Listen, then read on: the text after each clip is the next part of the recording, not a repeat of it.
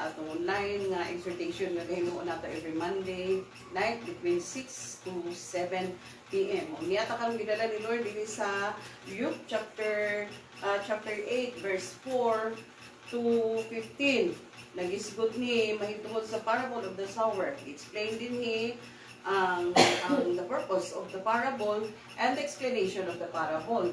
Unya, ang kahulugan, sa balutaw sa kahulugan sa parable. Ang parable is an earthly story that has a moral lesson and spiritual meaning. O na siya ang parable.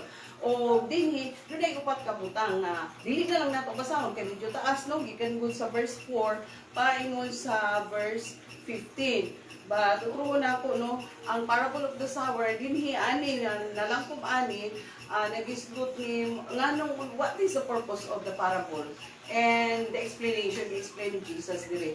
Pero dinhi ani nga passage nagisgot ni sa upat kabutang nung upat ka S. The first is the sower, the second is sowing, and the third is the seeds. Ay katulong nga S. Ang ikaupat nga is the soil. The sower signifies the preacher. The sowing signifies the job of the preacher. No, nga he's going to preach. No, the job of the preacher is to preach. No, so muna siya ang sowing. And the seed is the word of God. And the fourth S is the soil. The soil is the ground. So makita nato din ang soil, no, the soil has four kinds of soil or four kinds of ground. Ang soil nga gipugasan sa seed sa nagpugas. The soil that the seed has been sown by the sower, no, has four kinds. Dunay upat ka klase sa soil o ground nga nakita nato dinhi.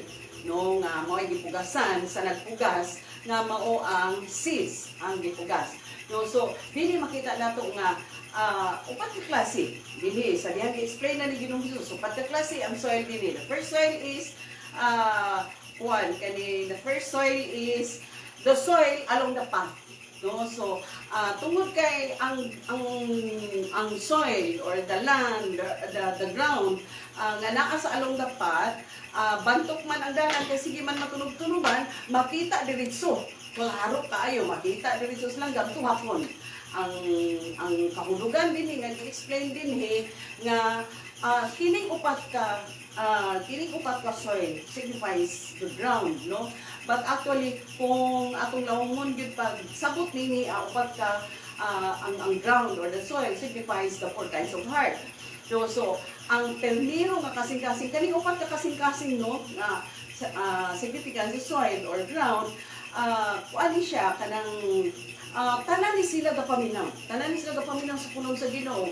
They heard the word of God. The problem is the kind of soil, the kind of heart nga nakadungog sa puno sa Ginoo. Ang ternero nga kasing-kasing nga nakadungog sa puno sa Ginoo signifies the seeds that was sown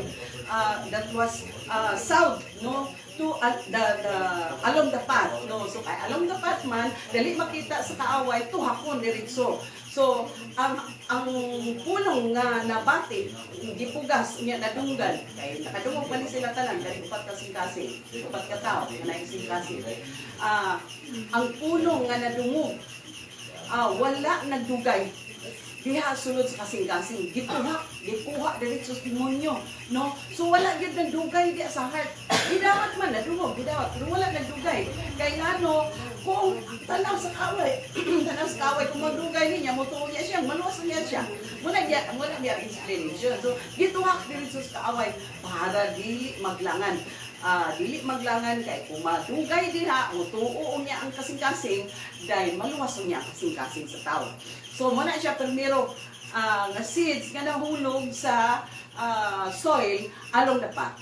And the second heart, the second kind of soil, the second kind of heart nga napugasan sa pulong sa Ginoo, nakadungog gyapon siya. Malipayon gani siya nga nagdawat sa pulong sa Ginoo. Explaining ni Ginoong Hesus no. Malipayon siya nga nagdawat sa pulong sa Ginoo. Pag-abot siyang kasing-kasing, gidawat, malipayon, butang sa kasing-kasing. Galing wala naglangan kay ngano. Pag-abot sa mga pagsulay, problema. tungod kay batuon man, thorny kind of soil. Batuon nga klases kasing-kasing. So, tungod sa mga pagsulay, dili siya kasugahpon. Makuan siya kanang mamatay ang pulong sa Ginoo, no, mamatay ang seeds, malata nga ang kanang dili siya mutubo og tarong tungod kay ang maunga seed kaning batuon man. So dili walay moisture dito sa ilalom, so malata na gihapon, mamatay na gihapon ang maong nga pulong sa Ginoo nga na butang dito sa batuon, thorny soil. Ang ikatulong nga soil is singala na rocky soil din ang ikaduha. Ang ikatulo di ay thorny soil. Nagbansuli ang ako, no? So primero the soil along the path. The second is the rocky soil, batuon nga kanang ground. Ang ikatulo is the thorny soil, tunukon nga ground. So ang tunukon nga ground nakadungog gihapon, no? Nakadungog gihapon, gidawat, ipasulod sa kasing-kasing. But because of the cares of this world, no, di-explain diri, tungod sa mga kabalaka, tungod sa mga pangandoy, cares, desire of pleasures in this world, in this life, no, dili ka katagaan og higayon nga mutubo, gakatsok, gakatuok. So dili gid siya moabot sa surface. Dili siya naara siya sa ilalom kay dili gid siya mutubo. Kay dili gid siya makagula. No, dili siya makagula aron motubo ug aron mamunga.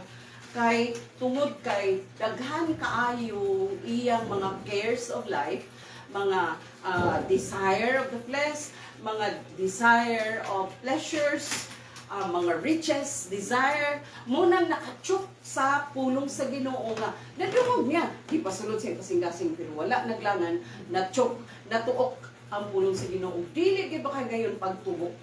Dili makay gayon paggula diha sa surface sa earth, sa ground, no?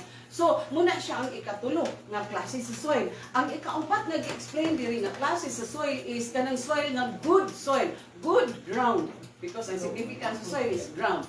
And sacrifice spiritually, sacrifice the heart, no? So, ang ikaapat nga kasing-kasing, no, nga napugasan sa pulong sa Ginoo, nakadungog. Then they heard the word of God, they applied it, and they continue to bear fruit. Nga naman, wala lang ma-apply na to diri maigsuon ang listening and obeying, no? So nakadungog ang upat, no? Classes sa ground, nakadungog ang upat yung klase kasing-kasing. But ang nakalahi sa ikaupat because wala lang siya nakadungog, kundi i-apply niya sa iyang kinabuhi o nagpadayon siya nga nangalagat sa Ginoo o padayon siya nga namunga tungod kay gidawat ang tanan, no, nga mga proseso sa pulong sa Ginoo. Gidawat nga malipayon, gidawat nga mapaubsanon, mapasinsyahon, no, so unang nahatagan og higayon nga magtubo gyud ang soil, ang seeds diha sa soil nga gisaw sa sour. So mo na siya ang the good seed that fell on the good ground. The good seed, no, that fell on the soil, the good soil that was sowed by the sower. So, inaani dapat mamaysuon. So, dapat kung makadungog di ay ta sa pulong sa Ginoo, dili lang siya dawaton ipasulod sa kasing-kasing kundi kung anon yun, ikinabuhi. Dayon, uban sa kalipay, uban sa pagpasensya, uban sa pagpaubos, uban sa submission, uban sa obedience, uban sa humility, para nga magtubo, maglambo, mamunga, ug daghan. So, kung good soil ta, diya karon nato mag-gauge kung asa taaning kuan kanang category, asa taaning category na fell or na fall, no, naabata sa soil along the path, naabata sa kaning rocky soil, no, nga dawaton gyapon, adungog gidawat gihapon malipayon, pero pag-abot sa pagsulay wala naglangan na matay lang gihapon ang soil. Naabata sa rocky soil, naabata sa thorny soil, o naabata sa good soil.